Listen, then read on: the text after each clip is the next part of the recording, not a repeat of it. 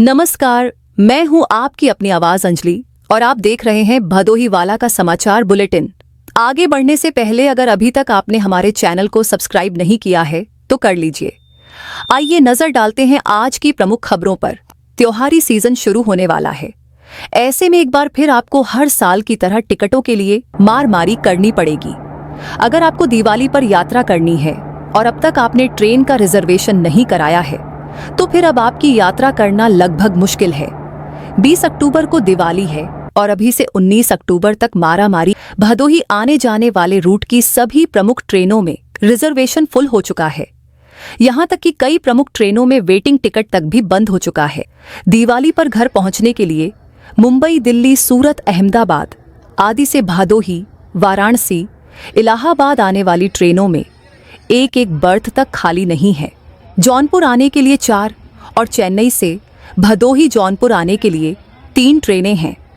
इन ट्रेनों में अगर सीट मिल भी रही है तो वह अगले महीने की ही है। त्योहारी सीजन में भदोही आने के लिए सबसे ज्यादा लोग कोशिश कर रहे हैं। यही वजह है कि रिजर्वेशन चार्ट पर यहां आने वाली ज्यादातर ट्रेनों में अगले कई दिनों तक सीटें फुल दिखाई दे रही हैं। जिले के यात्रियों के लिए सबसे भीड़ वाला रूट LTT की ओर आने जाने का है। यहां रेल विभाग का ही दिवाली के दिन 20 अक्टूबर कई ट्रेनों का रिजर्वेशन फुल है। जैसे LTT वाराणसी एक्सप्रेस 11,077 में 21 अक्टूबर को भी वेटिंग 61 है। इसी तरह LTT छपरा एक्सप्रेस में 21 अक्टूबर को भी वेटिंग 61 है। 11,077 में भी रिजर्वेशन फुल है। 152 और 102 वेटिंग है। इसी तरह गोड्डा LTT एक्सप्रेस 1,01,067 में 18 अक्टूबर को भी वेटिंग 81 है। 19 अक्टूबर को भी वेटिंग 55 और 14 अक्टूबर को वेटिंग 48 है। भदोही से रिजर्वेशन के लिए सुबह 8 बजे लोग बुकिंग करना शुरू कर देते हैं, लेकिन कुछ ही मिनटों में ट्रेन फुल हो जा रही है। अब अपराध जगत से जुड़ी एक बड़ी खबर पर नजर डालते हैं। बैंक से निकलने वाले लोगों को झांसे में लेकर ठगी करने वाले गिरोह के 3 शातिर बदमाशों को गोपीगंज कोतवाली पुलिस, SOG और सर्विलांस की टीम ने शुक्रवार की सुबह बैदाखास गांव के पास मुठभेड़ में गिरफ्तार कर लिया। 2 बदमाशों के पैर में पुलिस की गोली लगी है।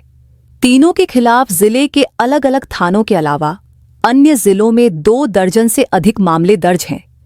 जिले के सुरियावां, औराई, ऊंच थाना क्षेत्रों में अक्सर बैंक से निकलने वाले लोगों के साथ ठगी की शिकायतें मिलती रहती हैं।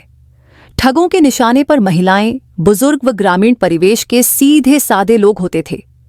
इस साल लगातार हुई कई घटनाओं की पुलिस ने जांच शुरू की तो पता चला कि इसके पीछे एक संगठित गिरोह काम कर रहा है।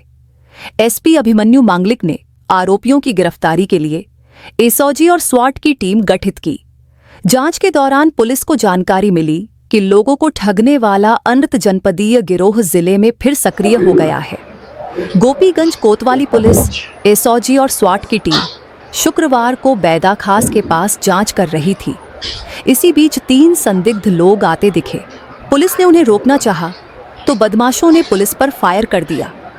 जवाबी कार्रवाई में पुलिस ने प्रतापगढ़ जिले के कुंडा क्षेत्र के कदमपुर रामापुर निवासी सुनील कुमार सरोज, जुड़वानी का पुरवा निवासी रमेश कुमार सरोज और प्रयागराज जिले के मऊआइमा क्षेत्र के तटभर परमेशपुर गांव निवासी सुहेल उर्फ अमन को गिरफ्तार किया।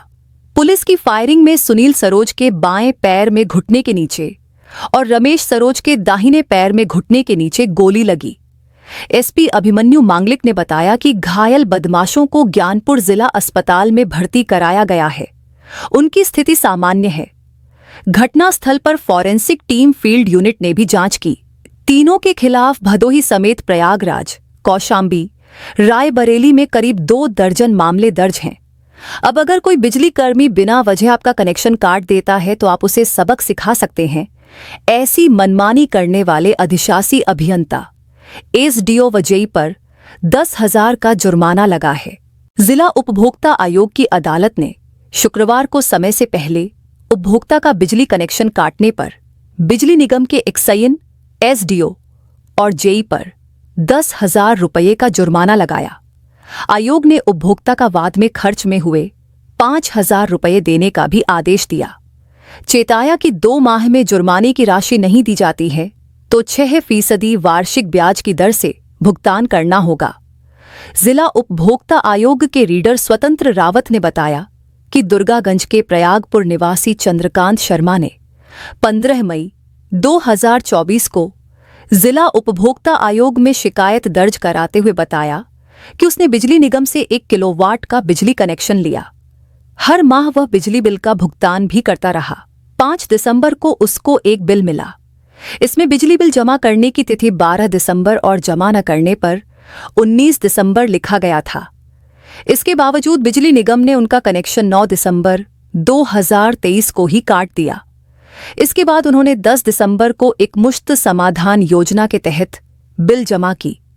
समय से पहले बिजली कनेक्शन काटने को लेकर उसने जिला उपभोक्ता आयोग में शिकायत दर्ज कराई। इस पर सुनवाई करते हुए जिला उपभोक्ता आयोग के अध्यक्ष संजय कुमार डे व सदस्य दीप्ति श्रीवास्तव, विजय बहादुर सिंह की पीठ ने उपभोक्ता के वाद को स्वीकार किया।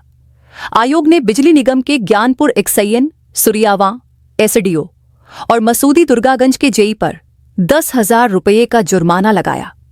वहीं पीड़ित को वाद व्यय का 5,000 रुपये देने का आदेश दिया। आयोग ने चेताया कि 2 माह के भीतर भुगतान न करने पर 6% ब्याज की दर से जुर्माने की राशि देनी होगी। अब अगली खबर स्वास्थ्य विभाग से जुड़ी हुई प्रशासन की सख्त रवैये से जिले में धड़ल्ले से चल रहे अवैध अल्ट्रासाउंड सेंटर संचालकों की बेचैनी बढ़ गई है।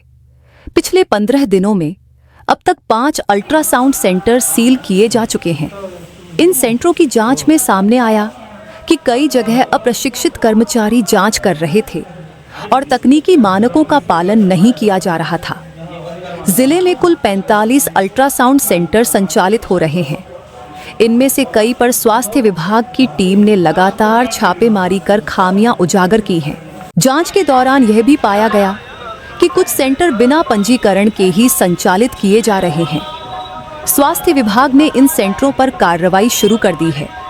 सुरियांग क्षेत्र में हाल ही में 4 अल्ट्रासाउंड सेंटरों की जांच की गई, जिनमें से एक सेंटर पर गंभीर अनियमितताएं मिलने के बाद उसे तत्काल सील कर दिया गया। सीएमओ डॉ. लक्ष्मी सिंह ने बताया कि बिना पंजीकरण और अप्रशिक्षित कर्मचारियों से जांच कराना पूरी तरह गैर कानूनी है और इस पर किसी भी प्रकार की छूट नहीं दी जाएगी। प्रशासन ने साफ किया है कि जिन सेंटरों में खामियां मिलेंगी उनके खिलाफ कड़ी कार्रवाई होगी। मातृ और शिशु स्वास्थ्य से जुड़े मामलों में किसी भी तरह की लापरवाही बर्दाश्त नहीं की जाएगी।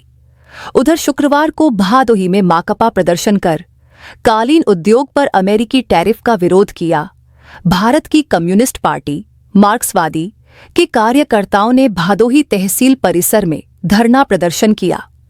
ये विरोध अमेरिका द्वारा भारतीय कालीन उद्योग पर 50% टैरिफ लगाए जाने और मुक्त व्यापार समझौते के खिलाफ था। माकपा के जिला सचिव भान सिंह मौर्य ने मुक्त व्यापार समझौते पर चिंता जताई। उन्होंने कहा कि इस समझौते के तहत अमेरिका अपने यहाँ का सामान भारतीय बाजार में उतारना चाहता है। इसमें दवा, मांस, मछली, दूध, खाद्यान्न, गेहूं, चावल और सब्जियां शामिल हैं। उनका कहना था कि इससे अमेरिकी कंपनियां यहां के उद्योग धंधों पर कब्जा कर लेंगी। इसी तरह शुक्रवार को राष्ट्रीय शैक्षिक महासंघ ने बीएसए कार्यालय पर धरना दिया। राष्ट्रीय शैक्षिक महासंघ के बैनर तले शिक्षकों ने शुक्रवार को जिला बेसिक शिक्षा अधिकारी कार्यालय पर धरना दिया। इस दौरान 7 सूत्री मांगों को लेकर आवाज बुलंद की गई। कहा कि उनकी समस्याओं का निस्तारण नहीं हुआ तो वे आंदोलन करने के लिए बाध्य होंगे। मुख्य अतिथि मंडल महामंत्री संतोष सिंह ने कहा कि प्रदेश भर में चयन, वेतनमान और पेंशन सहित अनेक मुद्दों पर शिक्षकों का उत्पीड़न हो रहा है। सरकार को चाहिए कि इन मांगों पर तत्काल निर्णय ले, अन्यथा शिक्षक वर्ग मजबूर होकर उग्र आंदोलन करेगा। जिलाध्यक्ष धीरज सिंह ने कहा कि भदोही के शिक्षक वर्षों से न्याय की प्रतीक्षा कर रहे हैं। यदि सरकार शिक्षकों को सम्मान और अधिकार देने में असफल रही तो यह संघर्ष प्रदेशव्यापी आंदोलन का रूप ले लेगा। आज के बुलेटिन में इतना ही। कल फिर मिलेंगे। तब के लिए नमस्कार।